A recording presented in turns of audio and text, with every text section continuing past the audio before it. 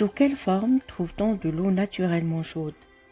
On pourrait croire que l'eau qui coule à l'extérieur est toujours froide, mais il n'en est rien.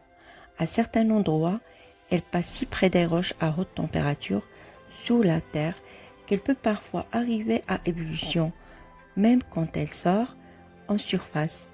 Elle forme des lacs de boue ou mares, des sources dites thermales ou des geysers.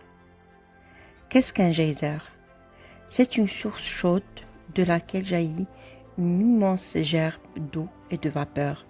Dans le sol se trouve une chambre remplie d'eau bouillante. Quand l'eau arrive à ébullition, elle est sous pression. Elle remonte alors à la surface par un trou qu'on appelle colonne et s'en échappe violemment accompagnée de vapeur d'eau. Qu'est-ce que l'Old Faithful? C'est l'un des geysers les plus célèbres au monde. Situé dans le parc de Yellowstone aux États-Unis, son nom signifie vieux fidèle.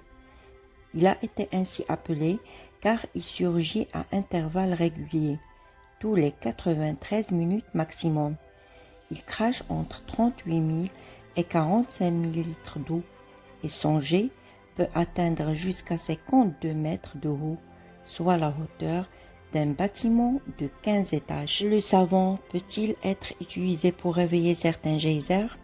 Ce phénomène a été découvert par des personnes faisant leur lessive dans les mares d'eau chaude. En se dissolvant, le savon produit de nombreuses bulles, ce qui a pour effet de porter brutalement à ébullition l'eau déjà très chaude accumulée dans le conduit du geyser.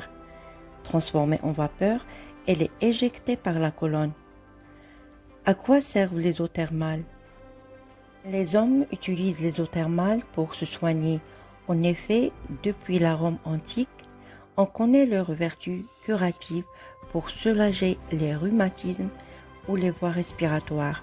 Certaines sources thermales sont aussi réputées pour leur couleur chatoyante, due à des millions de bactéries vivant dans l'eau très chaude.